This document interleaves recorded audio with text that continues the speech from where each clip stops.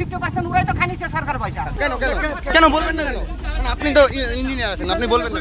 আপনি সাংবাদিক বলে আপনি আমার মাথা কিনে নিয়েছেন। আমরা কেন বলা হয়েছে? আমরা জনসাধারণের মানুষকে আপনি জনগণ আপনারা মিথ্যা খবর প্রচার করেন। কোথায় মিথ্যে করলাম? আপনি ক্যামেরায় বাধা দেওয়ার চেষ্টা করছেন কি ওখানে? কি তাহলে আপনি সামনে আসছেন কেন? আপনারা কত টাকা খাইছেন? কেন আপনি বলবেন না? ক্যামেরা তো ওইভাবে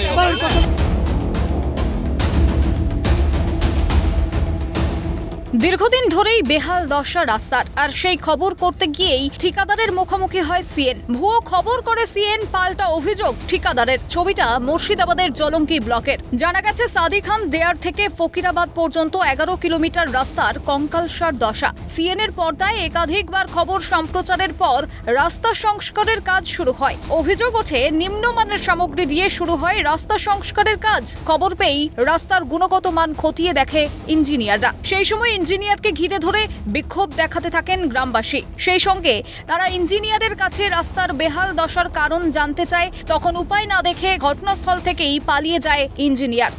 মাপ করছে ইঞ্জিনিয়ার, আসছে ইঞ্জিনিয়ারে পয়সা খাইছে, কত টাকা খাইছে আমরা বলতে পারবো না। আমরা যেটা ওকে মাপের যে কাজটা আমরা চাইছি সিভিলে, সেই কাজটা ওরা পুঁজি দিতে পারছে না। লাস্ট অফ দিতে পালিয়ে গেছে আমাদের। কেন যে পালালে? মাল পুঁজি দিতে পারলো না, পালিয়ে গেল। বলছে আমরা যেখানে চাইছিলাম সেটা এরা করতে চাইছে না, ওদের মতো ওরা করছিল। তারপর পাবলিক দু একটা কথা বলার সঙ্গে এরা সবসময় স্বার্থ এড়িয়ে চলে যাচ্ছে। 2 নম্বর কথা, আমরা আসলাম, 2-1 ছেলে গুছালাম, ওদের সঙ্গে ভদ্রভাবে কথা বলতাম। তো আমাকে দেখাতে চাইলো যে আপনি বাইরে ছিলেন, বাইরে থেকে কেন এসছেন একরকম। 2 নম্বর বলছে আপনি কেন অবজেকশন জানাননি, আপনি মাঝ পিটিশন করেননি। তা আমরা যদি সব কিছু করবো তাহলে ওনারা কি করতে আসেন? সমস্ত অভিযোগ মেনে নিয়ে সাধারণ মানুষের পাশে দাঁড়িয়েছেন পঞ্চায়েত প্রধান।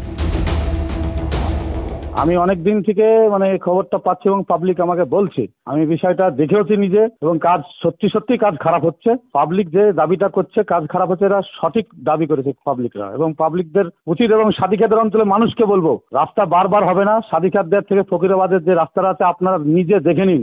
সিএন এর খবরের জেরে রাস্তা সংস্কারের কাজ শুরু হয়, কিন্তু সেখানেও পড়ল বাধা। এখন দেখার কতদিনে সঠিকভাবে রাস্তা তৈরির কাজ শুরু হয়। মুর্শিদাবাদ থেকে ইকবাল হোসেনের রিপোর্ট, ক্যালকাটা নিউজ।